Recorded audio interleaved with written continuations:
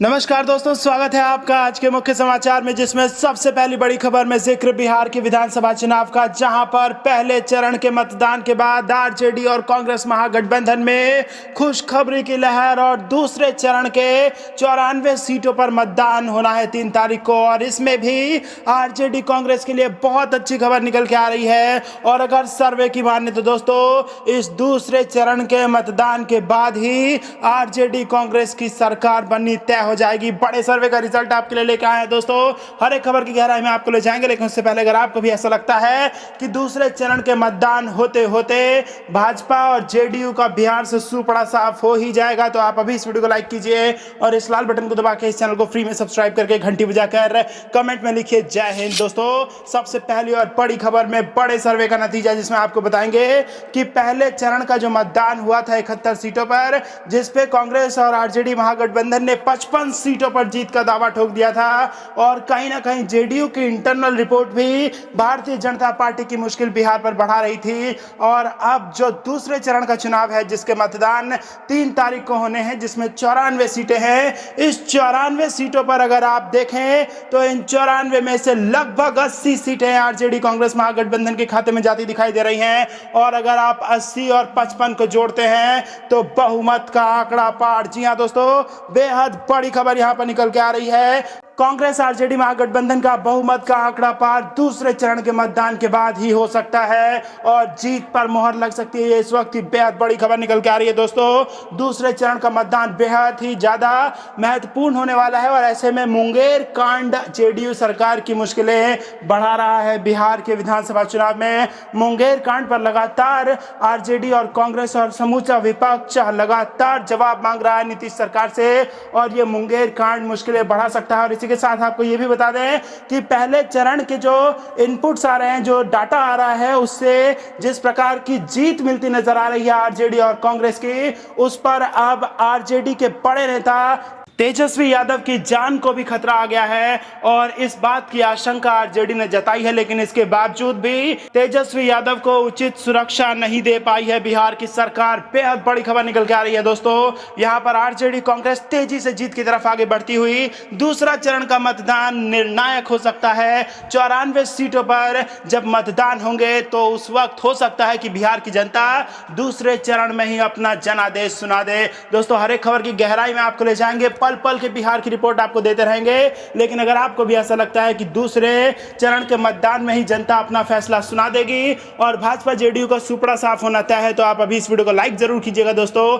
Channel को subscribe करना मत भूलिएगा और घंटी जरूर बजा के ज्यादा लोगों तक वीडियो शेयर कीजिए। दोस्तों, रुक करते हैं बड़ी खबरों की तरफ। मनोज झा का बड़ा बयान, तेजस्वी को है जान का खतरा, मांग करने के बाद भी नहीं मिली सुरक्षा। जी हां दोस्तों, राजद के मनोज झा ने शुक्रवार को प्रेस कॉन्फ्रेंस के दौरान एनडीए पर जमकर हमला बोला। मनोज झा ने एक वीडियो दिखाते हुए कहा कि जिस तरह से भीड़ तेजस्वी के हेलीकॉप्टर कर पहुंच गई थी, उसे देखते हुए उन्होंने तेजस्वी के जान को खतरा बताया है। राजद और कांग्रेस के संयुक्त प्रेस वार्ता में मनोज झा ने कहा कि तेजस्वी यादव की चुनावी सभा के दौरान उनकी सुरक्षा की मांग मैंने चुनाव आयोग से की थी, लेकिन इसके बाद भी हेलीपैड से सभा स्थल तक पहुंचने के लिए उन्हें सुरक्षा नहीं दी गई। तेजस्वी यादव की सुरक्षा को लेकर जिला प्रशासन ने इस पर अभी तक कोई कार्रवाई नहीं की है। मनोज झा ने बड़ा सवाल खड़ा करते हुए पूछा कि जिला प्रशासन को तेजस्वी को सुरक्षा मुहैया कराने से कौन रोक रहा है। इस हालात में उनकी जान को खतरा है। मनोज झा ने एक वीडियो दिखाते हुए कहा कि इस वीडियो में भीड़ जिस तरह से तेजस्वी यादव की तरफ बढ़ रही है और उसे रोकने के लिए कोई नहीं दिख रहा है, इससे सरकार की नीयत साफ दिखाई दे रही है। नहीं, कांग्रेस नेता पवन खेड़ा ने कहा कि नेता प्रतिपक्ष की सुरक्षा में लापरवाही बरतना सरकार की नीयत में खोट दिखा रही है। मनोज झा ने कहा कि एनडीए वाले अब निजी टिप्पणी करके लोगों को गुमराह कर रहे हैं, लेकिन विकास की बात नहीं कर रहे हैं। लेकिन तेजस्वी यादव और राहुल गांधी किसी पर भी निजी टिप्पणी नहीं कर रहे हैं। मुंगेर की घटना पर मनोज झा ने कहा कि नीतीश कुमार के हाथ में कुछ नहीं है, ये साफ हो गया है। मुंगेर की घटना में सीआईएसएफ की रिपोर्ट के बाद जिस तरह से एसपी लिपि सिंह का बड़ा झूठ सामने आया है, उससे बहुत कुछ सामने आ रही है। मनोज झा ने मुंगेर की जनता से शांति व्यवस्था बनाए रखने की अपील की है।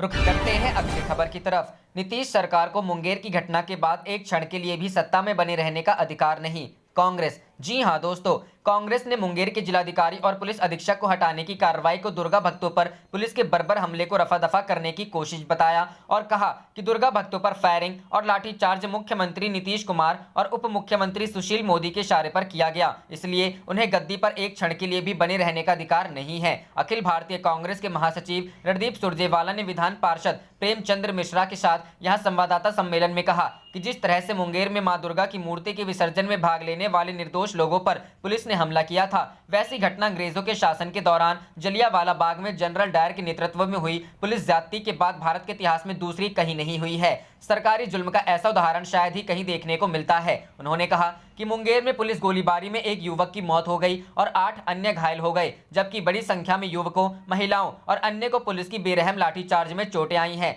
सुरजेवाला ने कहा कि मुंगेर के जिलाधिकारी मुख्य नीतीश कुमार के पसंदीदा नौकरशाह हैं, जबकि पुलिस अधीक्षक उनकी पार्टी जनता दल यूनाइटेड के एक वरिष्ठ नेता की बेटी है। उन्होंने कहा कि नीतीश सरकार को इस घटना के बाद एक पल भी सत्ता में बने रहने का कोई अधिकार नहीं है। उन्होंने कहा कि इतनी बड़ी घटना के बाद प्रधानमंत्री नरेंद्र मोदी को मूक दर्शक नहीं बने रहना चाहिए और उन्हें अपनी चुप्पी तोड़नी चाहिए। प्रधानमंत्री से उम्मीद थी कि वे सरकार पर कार्रवाई करेंगे, लेकिन उनकी चुप्पी ने उन्हें भी सवालों के घेरे में खड़ा कर दिया। सवालों का जवाब उन्हें भी देना होगा। इससे पहले पूर्व केंद्रीय मंत्री और कांग्रेस नेता सचिन पायलट ने भी संवाददाता सम्मेलन में कहा कि मुंगेर में निहत्थों पर नृशंसता का खामियाजा भारतीय जनता पार्टी और जनता दल यूनाइटेड को भुगतना पड़ेगा। उन्होंने कहा, आप निर्दोष लोगों को लाठियों से मार रहे हो। जनता बदलाव का ऐसा बटन दबाएगी कि जिन्होंने मुंगेर घटना के लिए अभी तक प्रायश्चित नहीं किया, उन्हें प्रायश्चित करना पड़ेगा। पायलट ने कहा कि भाजपा के घोषणा पत्र में कोरोना वैक्सीन मुफ्त देने का वादा किया गया है। ऐसा कर भाजपा ने अपना दिवालियापन घोषित किया। बिहार में कोरोना का सबसे खराब प्रबंधन दिख रहा है। रुख करते हैं अगली खबर की तरफ। मुंगेर हिंसा पर कांग्रेस ने नीतीश सरकार को घेरा। सुरजेवाला ने पीएम मोदी से पूछे 5 सवाल। जी हां दोस्तों, बिहार विधानसभा चुनावों के बीच मुंगेर शहर में अशांति फैल गई। गुरुवार को शहर में फिर से हिंसक घटना हुई। नाराज लोगों ने आगजनी भी की। जानकारी के मुताबिक गुस्साए लोगों ने पहले पुलिस अधीक्षक कार्यालय में प्रदर्शन किया, जिसके बाद डीआईजी मनु महाराज ने खुद शहर में मोर्चा संभाला। इस बीच कांग्रेस ने मुंगेर में फिर भड़की हिंसा पर नीतीश सरकार पर निशाना साधा है। कांग्रेस प्रवक्ता रणदीप सिंह सुरजेवाला ने प्रेस कॉन्फ्रेंस में कहा कि यह स्पष्ट है कि नीतीश और सुशील मोदी सरकार के इशारे पर गोलीबारी की घटना हुई थी। अब 72 घंटे बाद मुंगेर एक बार फिर जल रहा है। क्या अब प्रधानमंत्री इस ओर ध्यान देंगे? इसके साथ ही कांग्रेस प्रवक्ता ने प्रेस कॉन्फ्रेंस में पीएम मोदी से 5 सवाल भी पूछे। पहला, निर्दोषों पर फायरिंग के लिए कौन जिम्मेदार है? दूसरा, लाठीचार्ज के लिए कौन जिम्मेदार है? तीसरा, फायरिंग में युवा की हत्या के लिए कौन जिम्मेदार है? चौथा, डीएम और एसपी को बचाने के लिए कौन जिम्मेदार है? और पांचवा, मुंगेर में जंगल राज के लिए कौन जिम्मेदार है? सुरजेवाला ने आगे कहा कि जब तक पीड़ितों के साथ न्याय नहीं किया जाता है और जिम्मेदार लोगों को सजा नहीं दी जाती है, तब तक लोगों को राहत नहीं मिलेगी। केंद्र में एनडीए की सरकार है, राज्य में भी एनडीए की सरकार है। मुंगेर के एसपी और डीएम आपके हैं, फिर वे कैसे साजिश का आरोप लगा सकते हैं? सुरजेवाला ने अपना हमला जारी रखते हुए कहा कि एसपी डीएम का तबादला पर्याप्त नहीं होगा, न्याय होना चाहिए। जिस तरह से अमानवीय व्यवहार भक्तों पर किया गया है, हम उसके न्याय के लिए अपना विरोध जारी रखेंगे। चुनाव आयोग की कार्रवाई पर बात करते हुए सुरजेवाला ने कहा कि नीतीश कुमार कार्यवाहक सीएम और सुशील मोदी कार्यवाहक उप मुख्यमंत्री के रूप में हैं। कानून व्यवस्था सरकार की जिम्मेदारी है। चुनाव आयोग चुनाव प्रबंधन के लिए जिम्मेदार है। एसपी और डीएम का स्थानांतरण केवल खानापूर्ति है। अंत में सुरजेवाला ने तंज कसते हुए कहा, जब अपने भये कोतवाल तो डर काहे का।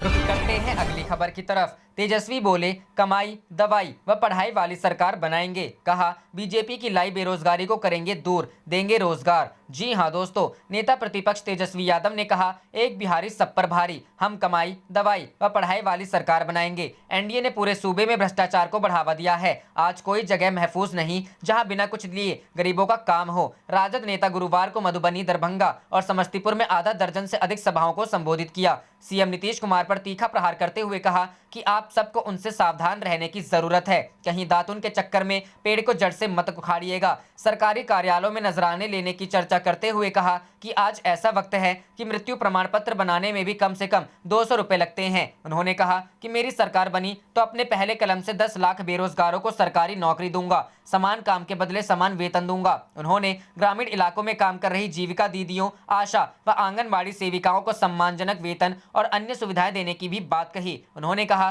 कि महागठबंधन में अगड़ा पिछड़ा दलित अल्पसंख्यक भाइयों को टिकट देकर सबका सम्मान देने का काम किया। उन्होंने बढ़ती महंगाई पर बोलते हुए भाजपा पर तंज कसते हुए कहा कि यूपीए सरकार में प्याज की माला पहनने वाले भाजपा ने महंगाई बढ़ा दी है। महागठबंधन की सरकार बनी तो महंगाई पर रोक लगाएगी। तेजस्वी यादव ने बाबू बरही हाई स्कूल परिसर में राजद प्रत्याशी उमाकांत यादव, लौकहा के पीपरौन में, अंधराथाड़ी में MRG +2 विद्यालय परिसर में, रामनगर क्षेत्र से राजद प्रत्याशी राम अवतार पासवान बरही हाई स्कूल मैदान में, खजौली विधानसभा क्षेत्र के महागठबंधन राजद प्रत्याशी सीताराम यादव, बेरीपट्टी विधानसभा क्षेत्र के कलुआही स्थित त्रिलोकनाथ प्लस उच्च विद्यालय के परिसर में महागठबंधन की कांग्रेस प्रत्याशी भावना झा के समर्थन में सभा की। वहीं दरभंगा ग्रामीण विधानसभा क्षेत्र के मनीगाछी स्थित बलौर स्टेडियम में, समस्तीपुर के उजियारपुर विश्व क्षेत्र के रायपुर स्थित महंत नारायण दास उच्च विद्यालय के मैदान, आलोक मेहता और सराय रंजन से अरविंद सहनी के पक्ष में सभा को संबोधित किया।